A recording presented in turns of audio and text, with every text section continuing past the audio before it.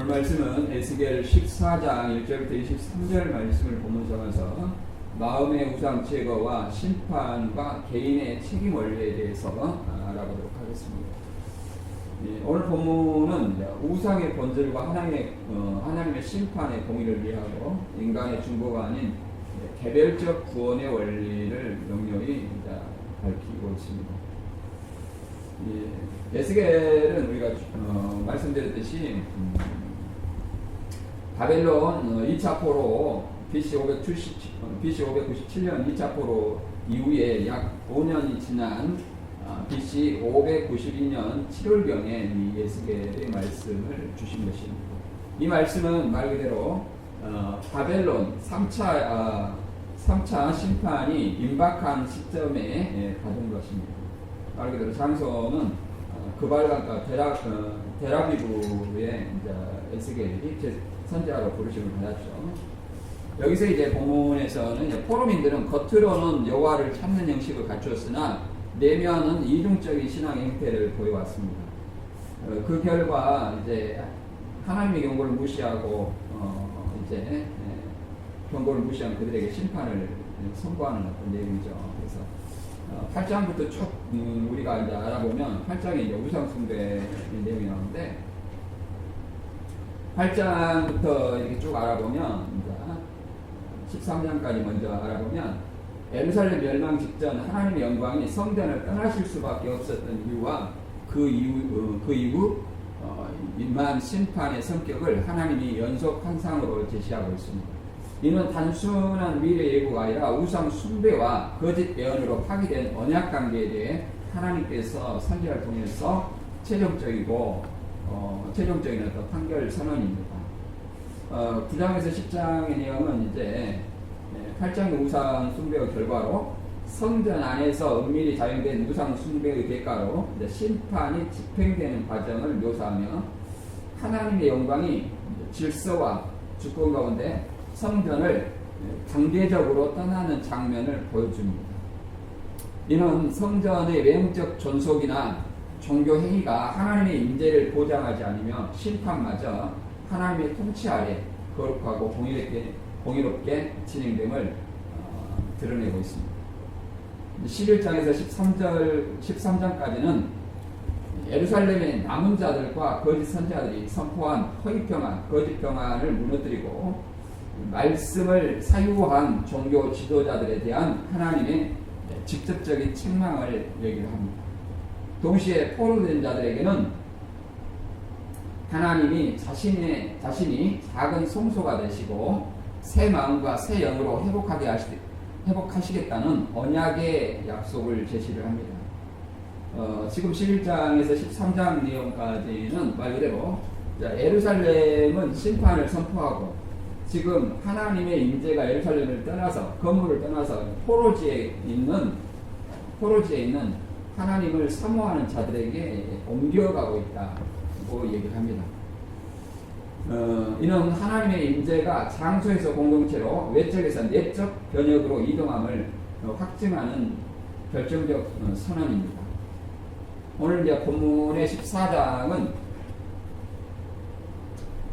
마음의 우상을 품고도 하나님 앞에 나와 말씀을 갈구하는 이스라엘 장로들에 대해 하나님이 그들의 이중성을 폭로하시고 철저하게 해결을 요구하시는 장입니다.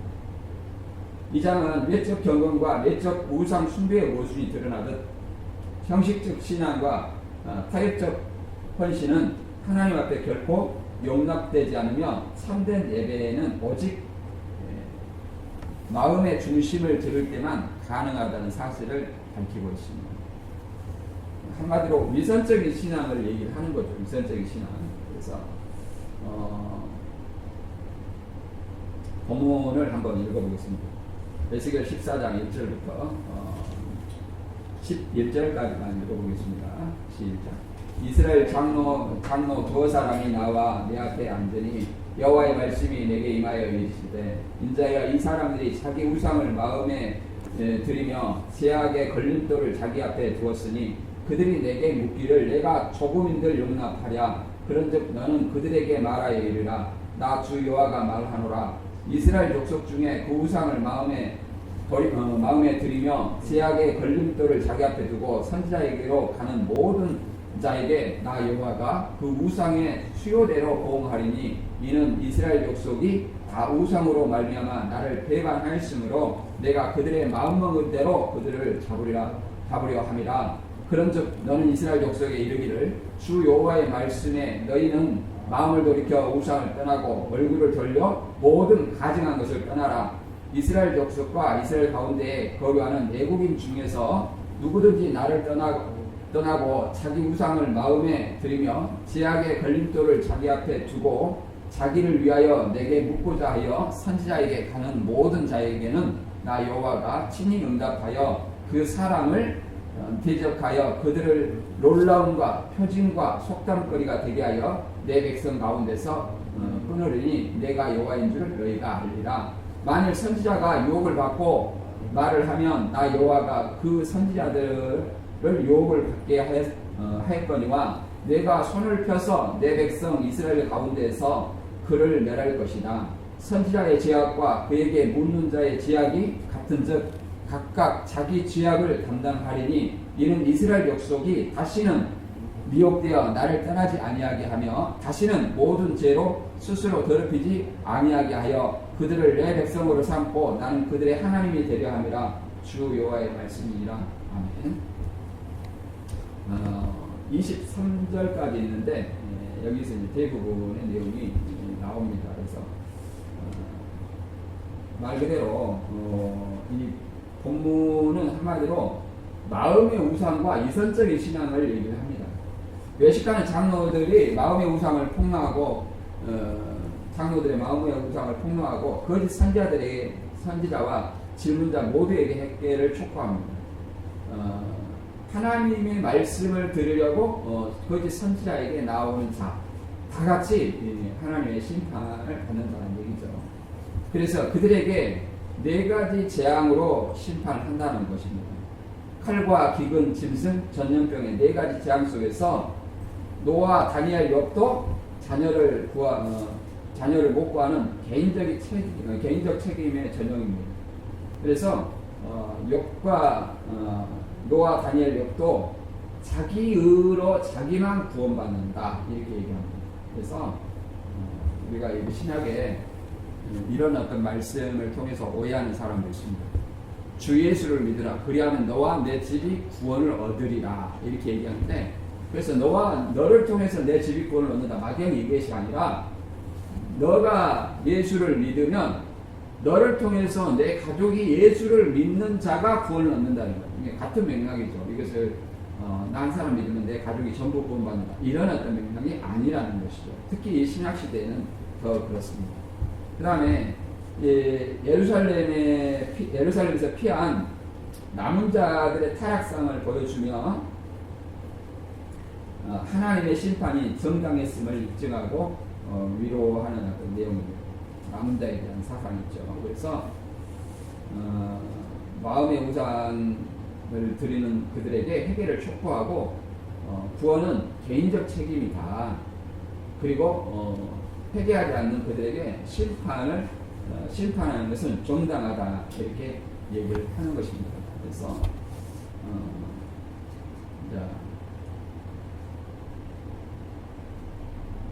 뭐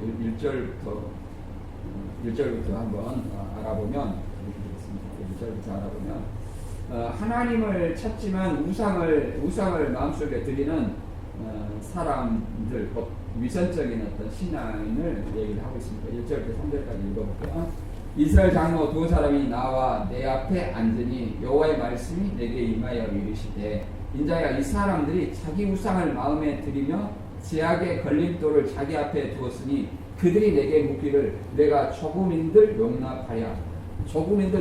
용납하지 않겠다는 사실을 분명히 얘기합니다. 말 그대로 마음속에는 우상을 드리지만 하나님 앞에 나온다는 거죠. 그런 사람을 하나님께서 용서하겠느냐 이런 어떤 얘기를 하시는 것이죠. 그래서 말 그대로 이런 어떤 외식적 경건이죠. 외식적 마음으로 우상을 섬기고 겉으로는 하나님을 섬긴다는 외식적 경건입니다. 그러나 하나님은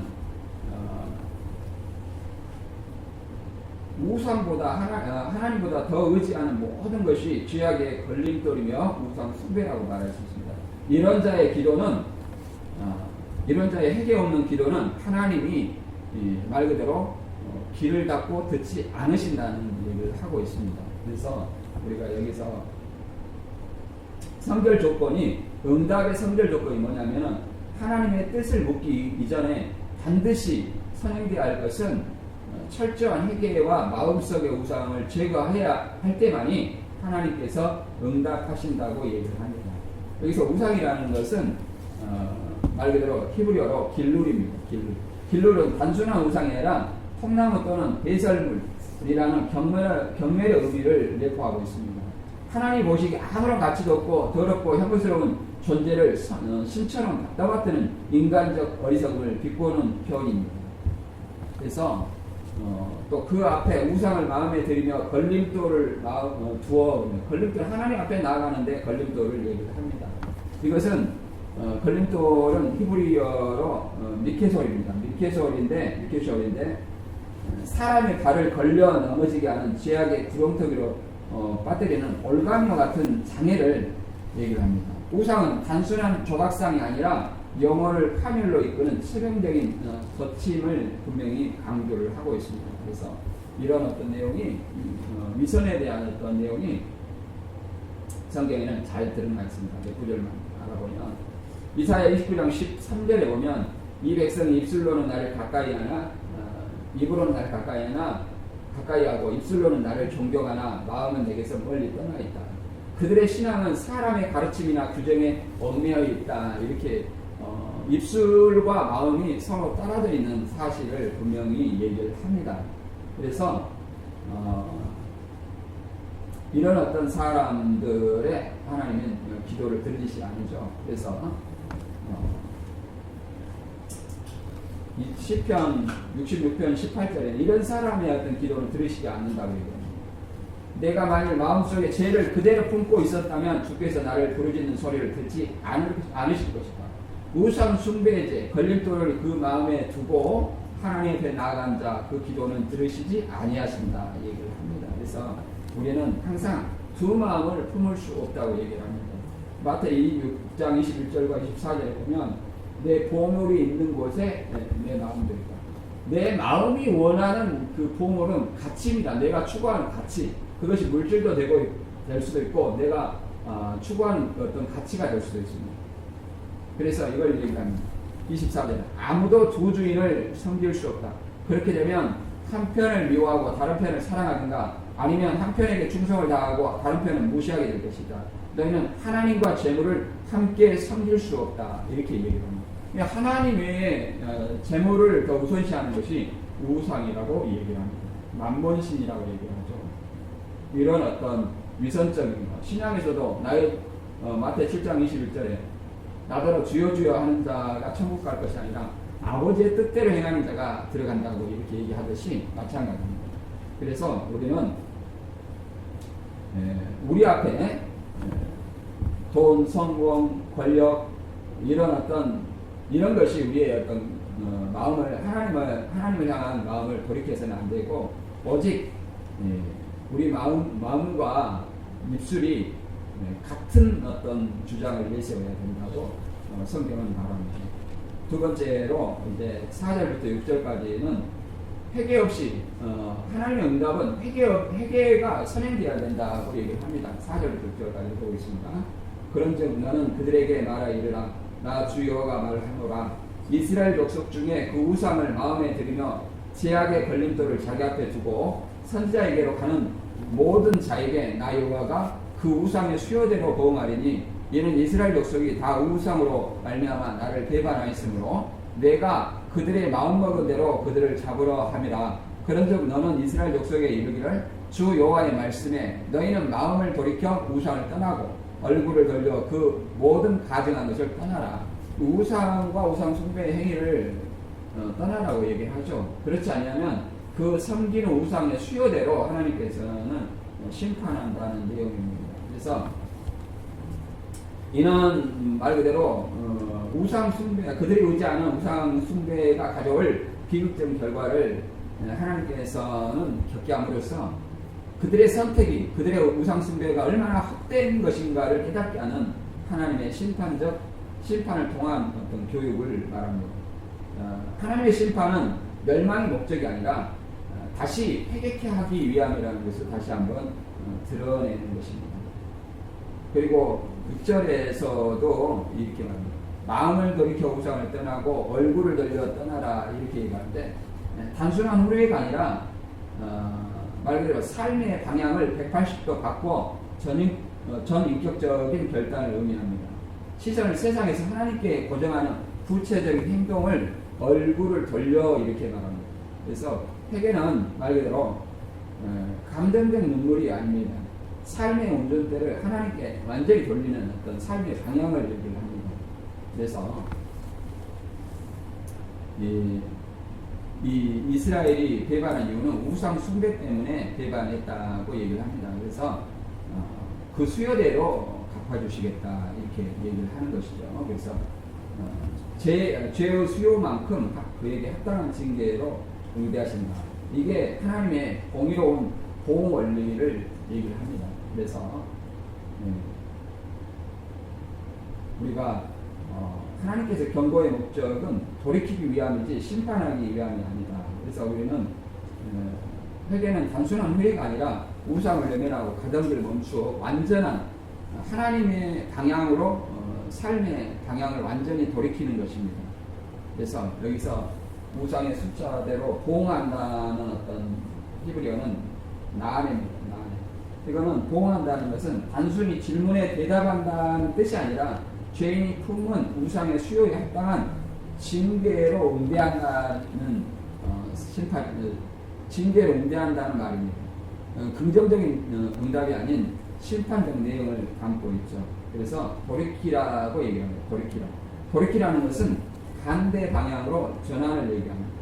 우상을 외면하고 우상과 반대인 삶의 방향을 하나님께 회개하고 돌리라는 어떤 의미를 가지고 있습니다. 여기에 대해서 몇 구절 읽어보면, 하나님께서는 어떤 사람을 돌아보며 어떤 사람을 돌아보지 않는다. 하나님께서 돌아본 자는 이런 요엘서 2장 12절에 이렇게 말합니다. 여호와께서 너희는 지금이라도 금식하고 울고 애통하며 진심으로 뉘우치고 나에게 돌아오라고 말씀하신다. 그러므로 너희는 옷을 찢을 것이 아니라 마음을 찢고 너희 하나님 여호와께 돌아오라. 그는 은혜롭고 자비로우시며 좀처럼 화를 내지 아니하시고 사랑이 많으셔서 벌하는 것을 마음 아프게 여기시는 분이시다. 울고 애통하며 진심으로 뉘우치고 하나님께 돌아오라는 겁니다. 겉으로 외적으로 옷을 찢는 것이 아니라 마음의 옷을 찢어야 된다는 거죠. 마음의 옷을 찢고 하나님께 돌아오라고 이렇게 얘기합니다. 마음에 진짜 통한 여길 때 하나님께서는 돌아오시는 것입니다. 그러나 배반한 자는 하나님께서 보시지 않겠다고 얘기를 합니다. 오직 죄를 자복한 자를 하나님께 놓으십니다. 예레미야 3장 13절에 보면, 너는 다만 내 죄를 인정하고 내 하나님 여호와를 배반한 것과 모든 푸른나무 아래에서 이방 신들에게 전하고 내 말에 순종하지 않는 것을 고백하여라. 이렇게 얘기합니다. 그래서 우상숭배의 어떤 죄를 고백하고 하나님의 말씀에 순종하지, 하나님의 말씀에 순종하지 않는 것이 뭐예요? 우상숭배하는 것이죠. 이걸 자백하라는 거예요. 자백하면 하나님께서 용서해 주시겠다 이렇게 얘기를 합니다. 그래서 신약에서도 마찬가지로 사도행전 3장 19절에 보면, 그러므로 여러분 회개하고 하나님께 돌아오십시오. 그러면 여러분의 죄가 씻음을 받고 주님 앞에서 새로워지는 때가 올 것입니다. 하나님께 돌아오는 자는 반드시 회개가 전제해야 되고 죄사함을 받게 된다 이렇게 얘기합니다. 계시록 3장 19절에서는 내가 사랑하는 사람을 책망하고 징계한다. 그러므로 너는 열심을 내고 회개하라고 얘기를 합니다. 그래서 회개할 때 예수님께서 함께 하신다고 말씀하고 있습니다. 그래서 우리는 지나간 어떤 다윗왕의 그 회개를 우리가 생각해 볼 수 있습니다. 다윗왕은 밧세바 사건 이후에 나단 선지자 앞에 책망을 받고 즉시 철저히 마음을 돌이켜 회개했습니다. 물론 그 징계는 받았지만 이것이 방향 전환입니다. 그래서 우상 숭배 대신 누구한테? 하나님 앞에 빛으로 나오는 어떤 자가 되어야 할 것입니다. 세 번째로는 이제 7절부터 10절 내용은 묻는 자와 이스라엘 가운데 묻는 자와 선지자가 거짓 선지자가 공동으로 다 심판하시겠다는 내용을 담고 있습니다. 7절 10절 읽어볼게요. 이스라엘 족속과 이스라엘 가운데 거루하는 외국인 중에 누구든지 나를 떠나고 자기 우상을 마음에 들이며 죄악의 걸림돌을 자기 앞에 두고 자기를 위하여 내게 묻고자 하여 선지자에게 가는 모든 자에게 나 여호와가 친히 응답하여 그 사람을 대하여 그들을 놀라움과 표징과 속담거리가 되게 하여 내 백성 가운데 끊으리니 내가 여호와인 줄 너희가 알리라. 만일 선지자가 유혹을 받고 말을 하면 나 여호와가 그 선지자를 유혹을 받게 하였음이 이거니와 내가 손을 펴서 내 백성 이스라엘 가운데서 그를 멸할 것이라. 선지자의 죄악과 그에게 묻는 자의 죄악이 같은즉 각각 자기 죄악을 감당하리니 라고 얘기합니다. 그래서 이스라엘 백성뿐 아니라 이스라엘 안에 있는 외국인도 같이 심판받을 것을 얘기를 합니다. 이스라엘 외국인이라는 것은 개종한 자죠. 이들도 개종한 자들도 언약 백성이 되어서 같이 심판의 대상이 된다는 겁니다. 그리고 거짓된 자의 질문에 부하예동하여 거짓 평강을 전하는 선지자와 함께 벌을 받는다는 겁니다. 하나님께서는 이렇게 타락한 종교 지도자와 그럴 수 없는 군중의 죄를 동일하게 보신다는 겁니다. 동일하게. 그래서 우상 숭배를 거듭하는 공동체에서 심판으로 이 심판이 표징이 될 것임을 분명히 얘기를 합니다. 그리고 죄인을 안심시키는 거짓 메시지를 즐겨 듣는 자와 거짓 메시지를 전하는 자는 모두 심판을 받게 된다고 분명히 하나님께서는 얘기를 하십니다. 그래서 여기서 죄악이라는 말은 아본인데, 히브리어로 아본인데 단순한 죄 그 자체뿐만 아니라 그 죄로 인해 당연히 치러야 할 대가와 형벌을 포함하는 포괄적 개념입니다. 죄를 짓는 것은 곧 그에 따른 심판을 스스로 불러오는 행위라는 것을 본문은 선포하고 있습니다. 그래서 이 헛된 평화 거짓 선지자에 대해서 잠깐 살펴보면 구약에 이제 이세벨에 대해서 한 얘기가 있습니다. 왕상 21장 22절에 보면 또 내 집에 느밧의 아들 여로보암의 집처럼 되게 하고 아히야의 아들 바사의 집처럼 되게 하리니 이는 내가 나를 노하게 하고 이스라엘이 범죄하게 한 까닭이라 하였고 이세벨에 대하여도 여호와께 말씀하여 이르시되 걔들이 이스라엘 성 곁에서 이세벨을 먹을지라. 이렇게 이세벨 아합 양대로 거짓 선자의 신앙의 그런 어떤 여자죠. 근데 이들이나 이스라엘에게 범죄하게 한 여로보암 집, 그 다음에 바사의 집처럼 하나님의 노를 바란 그들을 심판하시겠다고 분명히 얘기를 합니다. 그리고 거짓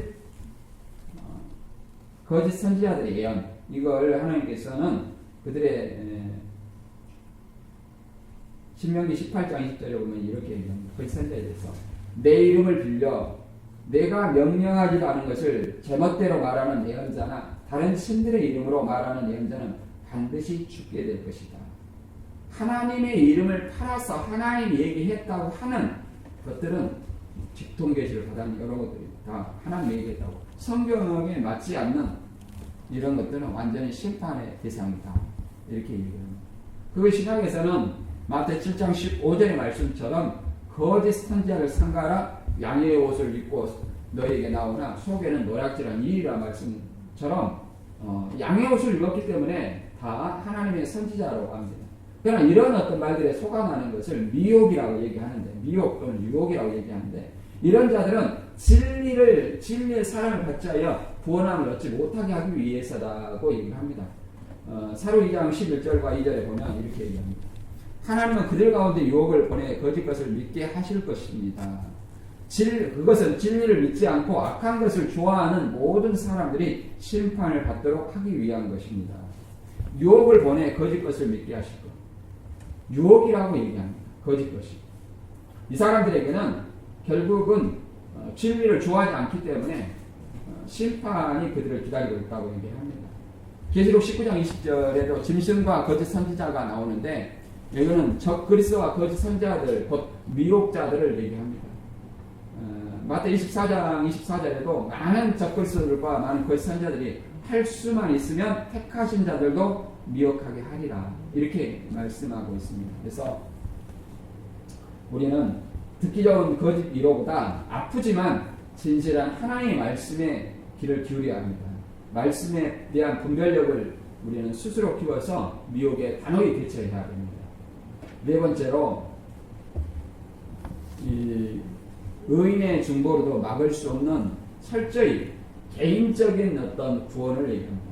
자기 죄악은 자기가 담당하리라는 말씀처럼 본문에서는 이렇게 얘기를 합니다. 죄악이 전가되지 않는다는 것을 얘기합니다. 에스겔 14장 14절에서 18절 읽어보겠습니다. 비록 노아, 다니엘, 욥 이 세 사람이 거기 있을지라도 그들은 자기 공의로 자기의 생명만 건지리라. 나 주 여호와의 말이니라. 가령 내가 사나운 짐승을 그 땅에 다니게 하여 그 땅을 황폐케 하여 사람이 그 짐승 때문에 능히 다니지 못하게 한다 하자. 비록 이 세 사람이 거기 있을지라도 나의 삶을 두고 맹세하노니 그들도 자녀는 건지지 못하고 자기만 건지겠고 그 땅은 황폐하리니 주 여호와의 말씀이니라. 가령 내가 칼이 그 땅에 임하게 하고 명령하기를 칼아 그 땅에 돌아다니라 하고 내가 사람과 짐승을 거기에 끊는다 하자. 비록 이 세 사람이 거기 있을지라도 나의 삶을 두고 맹세하노니 그들도 자녀는 건지지 못하고 자기만 건지려. 나 주 여호와의 말씀이니라.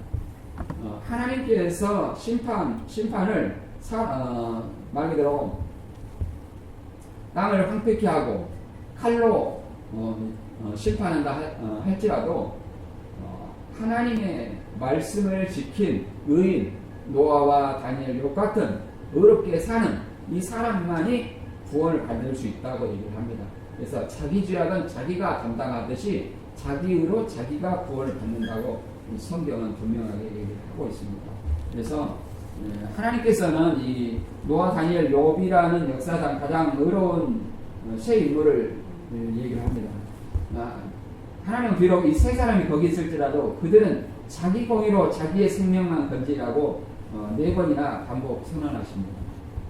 특히 당대 인물인 다니엘의 언급은 의로움이 먼 과거 전설이 아니라 현재의 바벨론 포로 현장에서도 실천 가능한 능력임을 보여줍니다. 이는 공동체 운명에 숨으려는 태도를 깨뜨리는 말씀입니다. 다니엘은 공동체 안에 있어서도 의로움을 지켰죠. 말 그대로. 따라서 구원은 혈통이나 소속이 아닌 각 개인이 하나님 앞에서 행하는 개인의 믿음과 공의에 달려있다는 것을 분명히 선언하고 있습니다. 대리 구원이나 이런 것이 있을 수 없다는 거예요. 대리 구원이 있을 수 없다. 내가 믿으니까 가족이 구원받는다. 이런 어떤 말은 논리에 맞지 않다. 하는 것을 분명히 얘기하고 있습니다. 여기서 의인만 건진다는 말은 건진이라는 말은 에나체르입니다. 에나체르, 히브리어 에나체르인데 구원하다, 건전하다라는 의미가 있습니다. 본문에서는 오직 자신의 의로운 행실과 신앙을 통해서만 심판이 위대해서 자기 생명을 보존할 수 있다는 것을 뜻합니다. 타인을 대신 구원할 수 없는 개별적 구원을 엄중히 강조하고 있죠. 그래서 우리가 노아, 다니엘, 욥을 얘기했는데 여기에 대해서 간단히 읽어보면 창세기 7장 1절에 보면 여호와께서 노아에게 말씀하셨다. 너는 모든 가족과 함께 바로 들어가라. 이 세대에서 내가 의로운 자임을 내가 보았다 해서 노아 때 홍수를 쓸어버리시고 노아와 그 가족만 구원받았다는 것을 얘기를 하고 있습니다. 또 욥도 마찬가지입니다. 욥기 1장 1절에 보면 우스당에 욥이라는 사람이 살고 있었다. 그는 진실하고 정직하며 하나님을 두려운 마음으로 섬기고 악을 멀리하는 사람이었다라고 얘기합니다. 그래서 욥이 그 시대에 얼마나 의롭고 정직하며 하나님을 경외하는 자인지 설명하고 있습니다. 말 그대로 이런 사람들이 이런 어떤 사람들이 표본이죠. 다니엘도 마찬가지입니다. 다니엘 1.8절에 다니엘은 포로 가운데 있었죠. 포로 가운데 있었는데 왕의 음식과 포도주로 자신을 더럽히지 않겠다고 굳게 마음먹고 궁중 대신에게 자기를 도와달라고 간청합니다. 자신을 왕의 진미로 자신을 더럽히지 않겠다는 것은 철저히 율법에 준수해서 이방인의 음식을 이방인의 왕의 진미를 먹지 않겠다 이렇게 선언하는 어떤 내용입니다. 이것이 말 그대로 이 하나님의 말씀에 순전하고 의롭고 경외하는 어떤 자에게 하나님께서는 지켜주신다는 것을 분명히 보여주고 있습니다. 계시록 14장 12절에 보면 이렇게 얘기합니다. 하나님의 계명을 지키며 예수님을 충실히 믿는 성도들은 이런 때 인내가 필요하다. 그러나 나는 하늘에서 기록하라. 지금부터 주님을 믿고 죽은 사람 행복하다라고 말하는 음성을 들었습니다. 그러자 성령님도 그렇다. 그들은 괴로운 수고에서 벗어나 쉬게 될 것이다. 이것은 그들이 행한 일이 그들에게 따라다니기 때문이다라고 말씀하셨습니다. 이렇게 오늘날에도 하나님의 계명과 예수에 대한 믿음을 지키는 자가 있어야 됨을 분명히 선언하고 있습니다. 그래서 우리는 어떤 특정한 어떤 집단체나 공동체나 교회나 이런 것에 안주해서는 안 된다는 것을 얘기합니다. 교회 다니니까 구원받았다. 그게 아니라 오늘 나 자신이 하나님 앞에 정직한 나 자신으로서 서 있는지 두려움으로 우리 자신을 돌아보고 내가 구원받을 수 있는 자인지를 생각해 봐야 될 줄 믿습니다. 마지막 5번째로 이제 남은 자가 증거하는 하나님의 의로우심에 대해서 19절에서 23절 한번 읽어보겠습니다. 시작. 가령 내가 그 땅에 전염병을 내려 죽임으로 내 분노를 그 위에 쏟아 사람과 짐승을 거기에서 끊는다 하자 비록 노아, 다니엘, 욥이 거기 있을지라도 나의 삶을 두고 맹세하노니 그들도 자녀는 건지지 못하고 자기의 공의로 자기의 생명만 건지리라.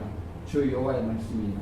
주 여호와께서 이같이 이르시되 내가 4가지 중한 벌 곧 칼과 기근과 사람, 짐승과 전염병을 예루살렘에 함께 내려 사람과 짐승을 그 중에서 끊으리니 그 해가 더욱 심하지 아니하겠느냐. 그러나 그 가운데 피하는 자 남아있어 끌려 나오리니 곧 자녀들이라. 그들이 너희에게로 나오리니 너희가 그 행동과 소행을 보면 내가 예루살렘에 내린 재앙 곧 그 내린 모든 일에 대하여 너희가 위로를 받을 것이라. 너희가 그 행동과 소행을 볼 때에 그들에 의해 위로를 받고 내가 예루살렘에서 행한 모든 일이 이유 없이 한 것이 아닌 줄을 알리라. 주 여호와의 말씀입니다. 라고 얘기합니다. 말 그대로 하나님께서는 칼과 기근, 사람은 짐승, 전염병이라는 4가지 중한 재앙을 통해서 예루살렘에게 심판하시겠다고 얘기를 합니다. 이는 레위기 26장의 언약적 저주의 설명이자 인간 생존의 모든 기반, 안전, 양식, 생명 이런 무너뜨리는 철저한 심판을 의미합니다. 그러나 피하는 자가 살아남아서 바벨론으로 옵니다. 이들은 의인이 아니라 부패한 행실을 가진 자들입니다. 하나님은 포로들에게 이들의 타락성을 직접 보게 함으로써 예루살렘 멸망이 정당했음을 입증합니다. 예루살렘의 하나님의 심판을 멸망을 정당했다. 남은 자들이 악을 목격한 포로들은 여기서 남은 자들은 것은 예루살렘 심판에서 남은 자가 이제 포로지에 와서 이제 보여주는 거죠. 하나님의 심판이 이유 없는 것이 아님을 깨닫습니다. 공의가 실현되었을 때 말 그대로 위로가 임한다고 얘기합니다. 믿는 자에게. 그래서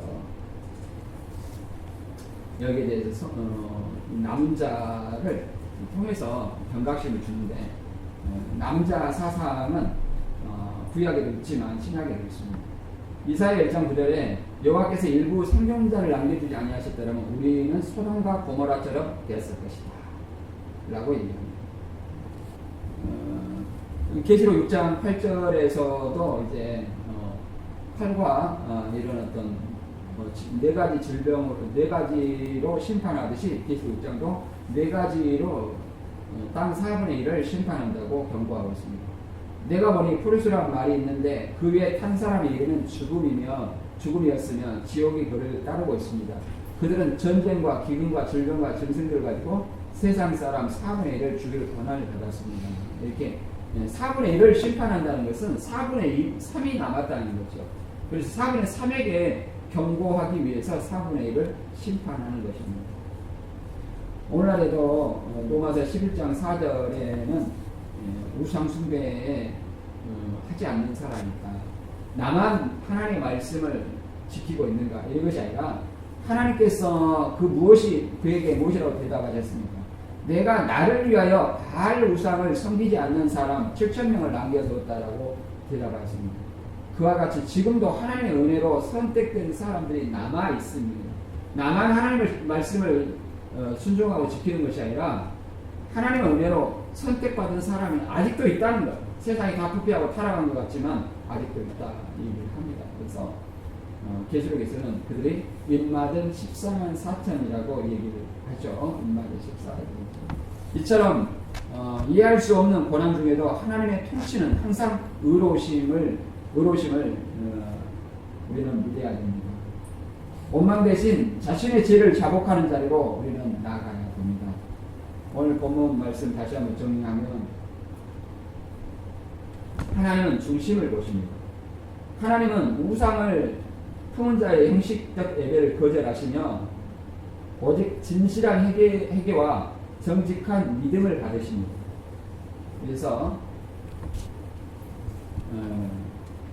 오늘 본문을 정리하면 마음의 우상을 품고도 하나님 앞에 나와 말씀을 구하는 이중적 신앙의 위험성을 분명히 드러냅니다. 이스라엘 장로들은 외적으로는 경건한 모습으로 선지자를 찾았지만 내면에는 하나님보다 더 사랑하고 의지하는 우상을 품고 있었습니다. 하나님은 이러한 반쪽짜리 헌신과 타협적 신앙을 철저히 폭로하시며 마음의 중심을 보시는 분 앞에서는 어떤 형식적 예배도 의미가 없음을 말합니다. 노아, 다니엘, 욥 같은 의인도 자기 자신만 구원할 뿐이라는 말씀은 각 사람이 하나님 앞에서 온전히 돌이켜 회개해야 함을 강조합니다. 우리가 대표적으로 이 의인만 구원받는다는 것은 아브라함이 롯 때에 소돔과 고모라를 위해서 의인 50명, 40명, 30명, 20명, 10명을 이렇게 있으면 심판하지 않겠느냐고 물어본 사실에서 알 수 있습니다. 아브라함이 아무리 중보 기도를 해도 아무리 부탁을 해도 의인 10명이 없어서 롯이 있는 소돔성이 심판을 했습니다. 그럼 롯과 두 딸만 구원받았죠. 마찬가지입니다. 그들의 의로 인해서 구원받은 것입니다. 그러므로 성도는 세상의 가치와 영광을 붙들고 신앙생활하려는 이중성을 버리고 마음의 우상을 철저히 분별하여 하나님께만 온전히 헌신하는 삶을 살아야 합니다. 지금 하나님 앞에 진실한 마음으로 나아가며 형식이 아닌 중심으로 예배하고 오직 주님만을 섬기는 참빛교회 공동체 일원으로 거룩하게 구별된 삶을 살아가기를 주님의 이름으로 축원합니다.